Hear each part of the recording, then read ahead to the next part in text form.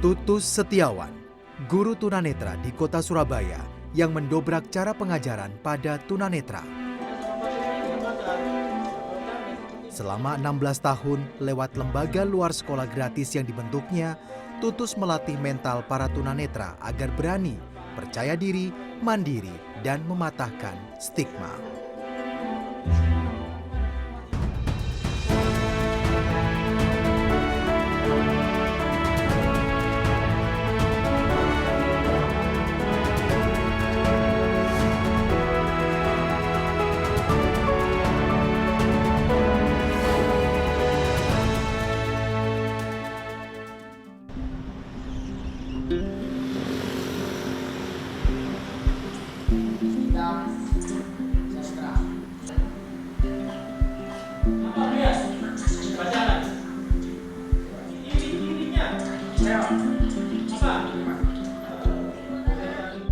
Pagi itu, di sekolah luar biasa Yayasan Pendidikan Anak Buta Kota Surabaya, Jawa Timur, seperti hari yang lain.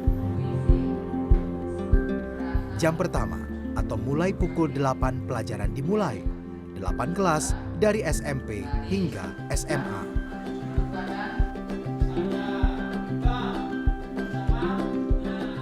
Tetapi bagi Tutus Setiawan, setiap hari mengajar bukanlah rutinitas belaka.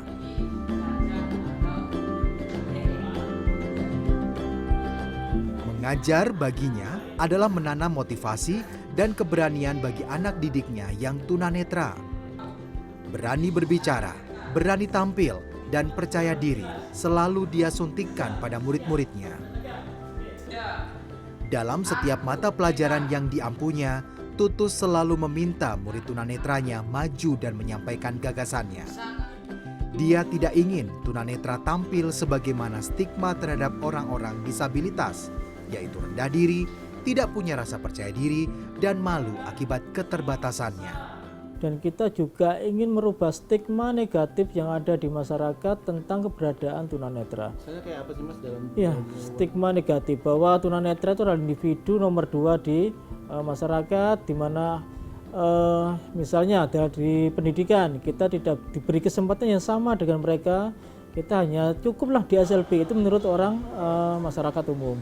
Padahal hak kita adalah mengenyam pendidikan dimanapun dan kapanpun. Tutus Setiawan adalah pengembang metode pendidikan berdaya untuk disabilitas khususnya tunanetra. Bersama beberapa temannya, dia mendirikan lembaga pemberdayaan tunanetra LPT di rumahnya secara gratis sejak tahun 2003. LPT adalah wahana pendidikan luar sekolah yang khusus melatih keterampilan, riset, advokasi, dan melatih kepercayaan diri bersaing di dunia kerja pada tunanetra. Di Indonesia, Tutuslah pionirnya. Tidak heran, sejumlah penghargaan menghampirinya sebagai bentuk apresiasi pada upayanya membuat tunanetra lebih mandiri.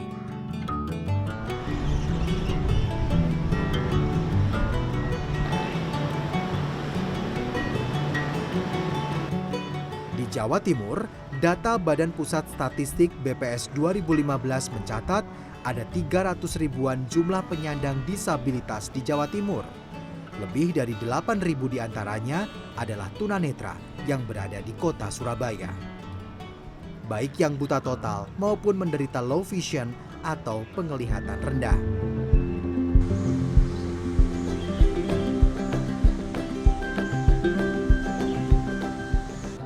Di Surabaya, dari 14 lembaga pendidikan atau SLB tunanetra, tidak ada satupun yang milik pemerintah.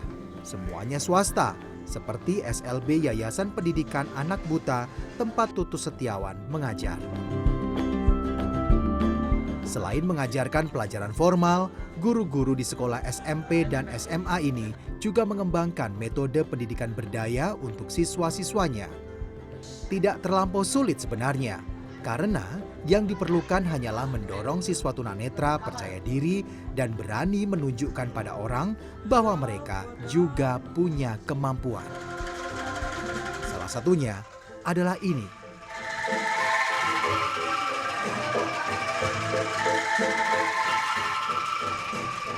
Sekolah mewajibkan semua siswanya ikut dalam kegiatan musik, baik tradisional maupun musik populer.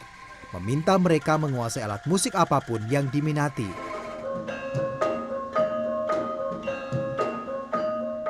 Karena terbatasnya penglihatan, maka musik ibarat jendela bagi anak tunanetra untuk berbagai kegembiraan dan melatih kepercayaan diri.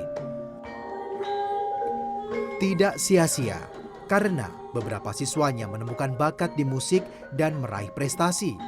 Salah satunya adalah Muhammad Hilbram. Selain mendapat beasiswa musik, dia juga tampil di depan ratu dan keluarga kerajaan Inggris. Di Indonesia, dia sudah kerap tampil di depan sejumlah pejabat negara. Kalau main musik itu rasanya gembira terus. Ya, walaupun ada lagu yang sedih, tapi gimana ya rasanya, enak gitu lah kalau main musik itu. Cita-citanya apa? Jadi guru musik sama jadi musisi. Kenapa? Guru musik ya pengen membagikan ilmunya ke orang lain. Nanti kalau musisi pengen punya les-lesan vokal, kursus vokal. Ya, itu menunjukkan kalau tunanetra itu juga punya skill, punya semangat, bahkan mereka juga punya cita-cita ya, seperti yang tadi dijelaskan. Nah, tapi selain itu juga mereka butuh kepercayaan dan kesempatan dari masyarakat. Seperti halnya anak-anak tunanetra lain, siswa-siswa di YPAB ini diantar dan dijemput oleh keluarga atau orang tua. Tetapi hanya itu batas interaksi keluarga dengan siswa. Sebisa mungkin siswa melakukan semuanya di sekolah secara mandiri. Guru-guru membantu hanya jika ada situasi tertentu di mana siswa tunanetra membutuhkan bantuan. Selain melatih para siswa, ini juga melatih orang tua dan keluarga agar tidak terlampau berlebihan dalam menjaga anak tunanetranya. Pada pengalaman Tutu Setiawan, dalam sejumlah kasus keluarga kadang justru menjadi faktor utama penyandang disabilitas tidak bisa mandiri.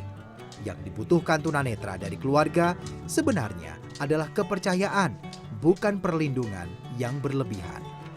Karena apa? Di keluarganya itu mereka kebanyakan ditaruh di rumah, duduk, diam, manis, dikunci di kamar kalau bisa.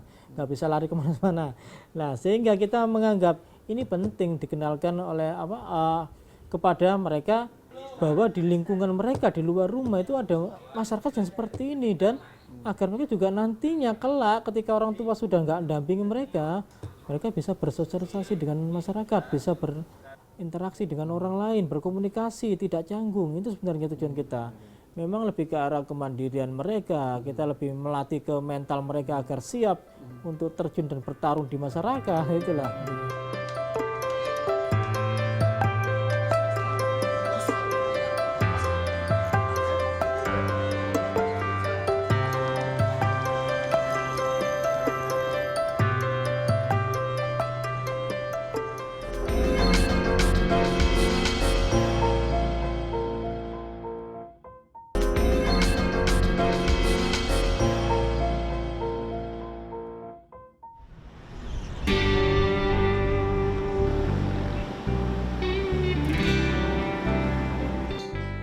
Jauh dari kepadatan lalu lintas dan sibuknya kota Surabaya, di sebuah gang sempit, beberapa anak tunanetra sudah menunggu di teras rumah. Mereka menunggu Tutu Setiawan, empunya rumah, siap untuk memulai pelatihan. Di rumah inilah lembaga pelatihan tunanetra LPT berada. Ya, meski namanya adalah lembaga, seluruh kegiatan LPT dilakukan di rumah 2 lantai ini. Jadi, anak-anak tunanetra ini selalu berinteraksi dengan keluarga Tutus saat mereka datang.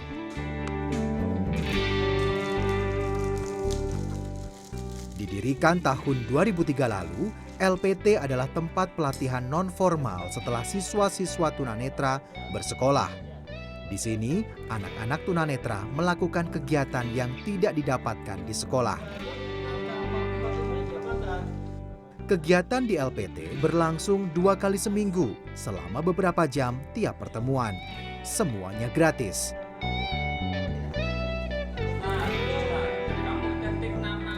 Hampir seluruh materi pelatihannya menggunakan alat peraga.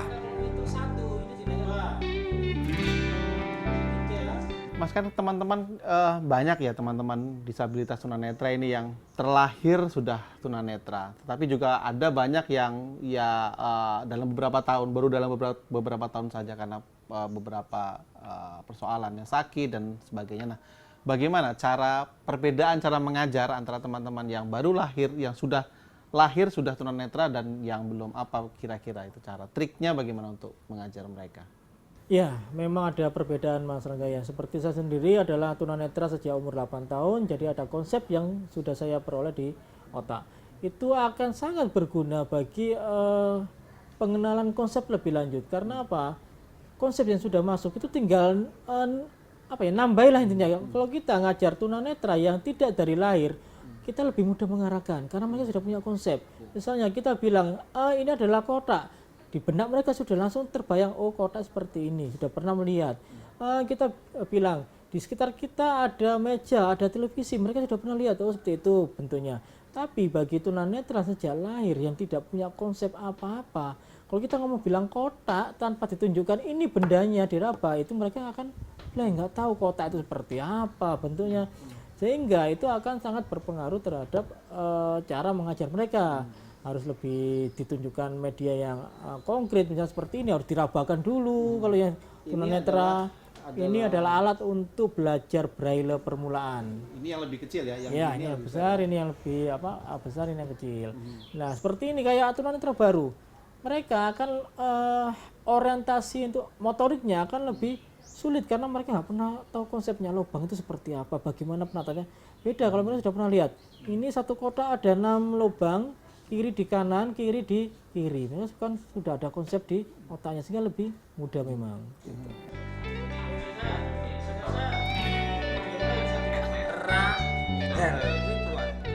Di lembaga ini, para tunanetra juga diajarkan menggunakan komputer yang semuanya dioperasikan lewat mode suara. Pelatihan komputer ini penting karena penderita tunanetra tidak bisa lagi mengandalkan huruf braille saja. Tetapi yang paling penting adalah pelatihan mental dan rasa percaya diri. Tutus percaya, sehebat apapun kualitas penyandang disabilitas, masalah terbesar mereka adalah hilangnya kepercayaan diri. Apalagi bagi orang yang baru saja menyandang disabilitas.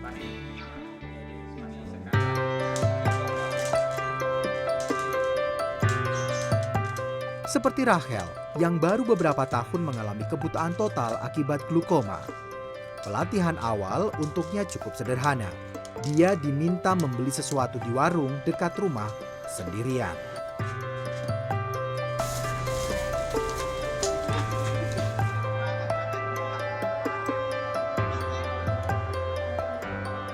Kegiatan lain untuk memupuk keberanian dan melatih mental tunanetra adalah sebanyak mungkin berinteraksi dengan orang non-tunanetra yang sering mereka sebut dengan istilah orang awas.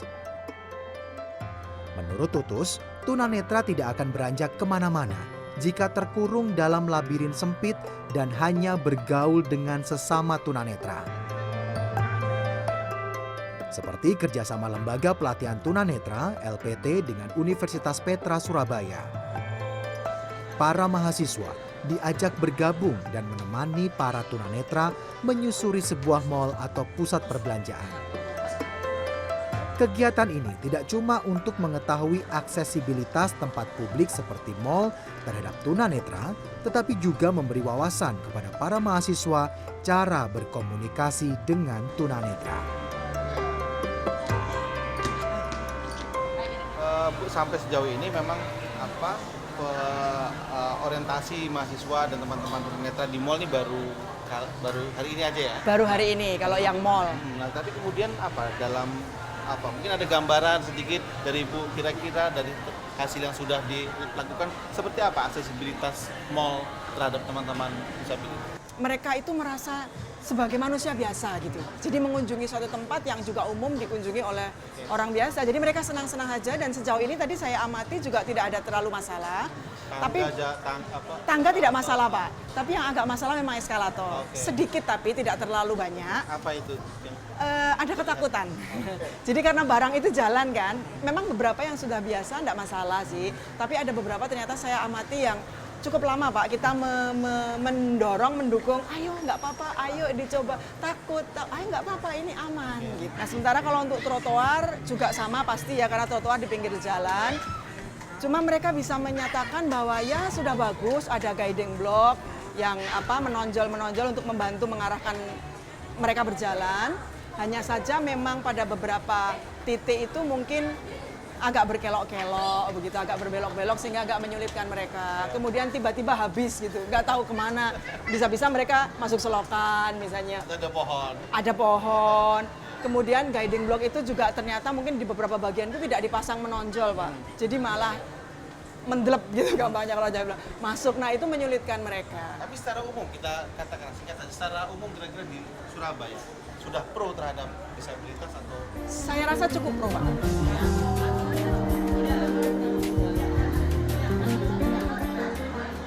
Juara 2 e-design group Global IT Challenge tingkat nasional 2015. Waktu itu dalam satu grup 2 tunarungu wicara dan 1 tunanetra, dan itu tunanetranya adalah saya.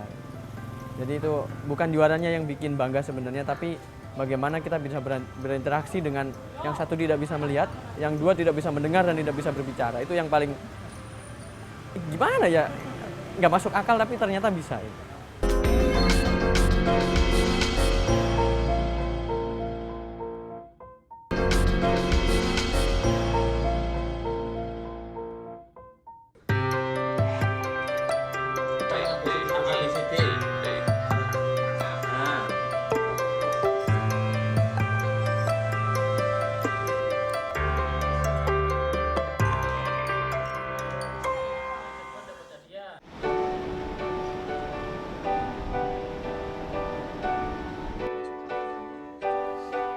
Selain pelajaran-pelajaran formal, tunanetra juga bisa mengembangkan hobi mereka. Salah satunya adalah ini, catur ya. Untuk tunanetra biasanya disebut dengan istilah catur buta. Ada beberapa perbedaan, misalnya cara menentukan warna yang warna hitam atau dalam posisi hitam atau putih. Biasanya memakai ini, tandanya adalah bulatan pada bagian benteng, maka yang ataupun pada bagian bidak-bidaknya ada semacam paku payung begitu, itu menandakan bahwa dia memakai bidak putih atau bidak hitam, sementara yang putih polos saja seperti biasa. Perbedaan yang lain adalah ini, ada pengaitnya di sini, karena ini untuk menjaga, untuk mengetahui apa bentuk dari catur-catur ini. Karena tidak bisa melihat, maka tunanetra lebih mengandalkan perabaan ya. Jadi dia bisa mengetahui apakah ini peluncur, apakah benteng, dan lain sebagainya. Perbedaan yang lain adalah kolom-kolomnya, kalau yang hitam ada permukaannya lebih tinggi daripada yang putih, jadi bisa membantu tunanetra saat bermain catur dengan cara meraba. Ayo Gi, jalan mau Gi. Loh, apa Gi? Loh, star. Aduh.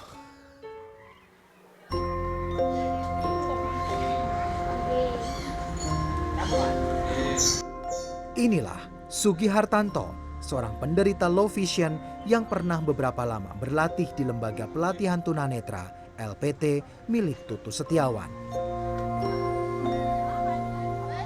Low vision adalah kondisi di mana penglihatan sangat terbatas hingga mendekati buta.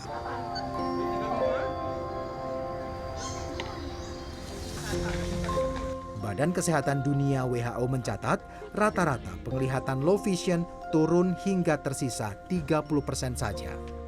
Mata kiri Sugi buta dan yang kanan low vision. Menurut catatan LPT, dari kurang lebih 165 tunanetra yang pernah berlatih di LPT sejak tahun 2003, sekitar 30%-nya adalah penderita low vision. Halo traveler, jumpa lagi dengan saya Sugi. Setelah bermain catur dengan saya, Sugi melanjutkan hobinya yang lain. Saat ini, Sugi Hermanto bisa dibilang adalah satu-satunya vlogger tunanetra di Surabaya. Dengan berbekal handycam, dia bercerita tentang berbagai hal yang dia alami sepanjang hari dan mengunggahnya di channel YouTube miliknya. Sebagai vlogger, kontennya macam-macam. Kadang jalan-jalan ke suatu tempat atau mengulas kuliner hits di Surabaya. Seperti sore itu, dia tengah membahas menu bakso yang ramai di media sosial karena murah dan enak yang sering mangkal di sebuah kampung. Sugi membuat konten YouTube-nya sendirian. Dari mengambil gambar, dubbing, sampai editing. Sebuah proses visual yang mungkin tidak pernah kita bayangkan bisa dilakukan oleh orang yang punya masalah besar dengan visualnya. Iya, saya sadari bahwa dalam dunia jurnalis, terutama videografi ya, videografi itu kan sangat membutuhkan kemampuan visual yang sangat baik.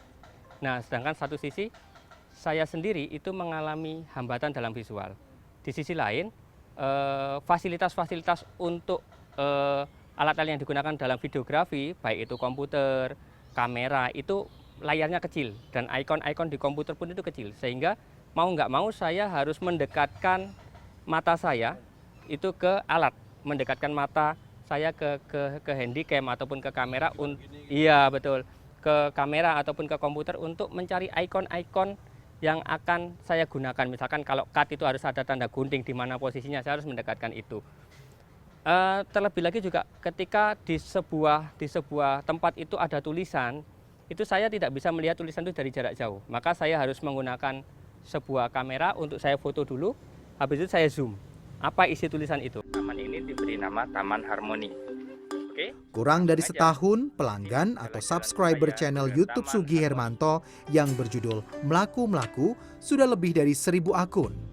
Meski hanya sebatas hobi dan tidak mendapatkan banyak keuntungan finansial, dia berharap ada banyak tunanetra lain yang berani melakukan sepertinya.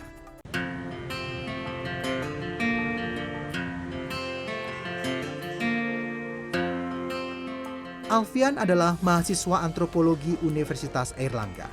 Tahun 2016 lalu, dia adalah penyandang disabilitas netra pertama yang bisa masuk universitas negeri di Jawa Timur. Berbagai prestasi yang dia dapat turut mengantarnya menembus UNER. Pernah juara 2 e-design group Global IT Challenge tingkat nasional 2015. Waktu itu dalam satu grup 2 tunarungu wicara dan 1 tunanetra, dan itu tunanetranya adalah saya. Jadi itu bukan juaranya yang bikin bangga sebenarnya, tapi bagaimana kita bisa berinteraksi dengan yang satu tidak bisa melihat, yang dua tidak bisa mendengar dan tidak bisa berbicara. Itu yang paling gimana ya, nggak masuk akal tapi ternyata bisa. Meski begitu, gelimang prestasi itu tidak didapatnya dengan mudah. Seperti banyak anak tunanetra lainnya, orang tua Alfian waktu itu mengawasinya dengan ketat. Alfian nyaris tumbuh sebagai anak tunanetra yang hanya mengenal rumah dan sekolah. Tetapi interaksinya dengan Tutus Setiawan mengubah semua. 2 tahun beraktivitas di LPT, dia merasa jauh lebih percaya diri dan berani. Mengikuti berbagai perlombaan ilmiah, bahkan beberapa kali bepergian sendiri ke Jakarta saat mengikuti lomba. Dia mengaku tidak akan lupa bagaimana metode pelatihan di LPT membentuk mentalnya seperti sekarang. Belajar orientasi mobilitas juga, itu waktu itu kita sempat ke Selekta sama kemana ya, ke Karangkates untuk belajar berinteraksi dengan masyarakat umum gitu ya.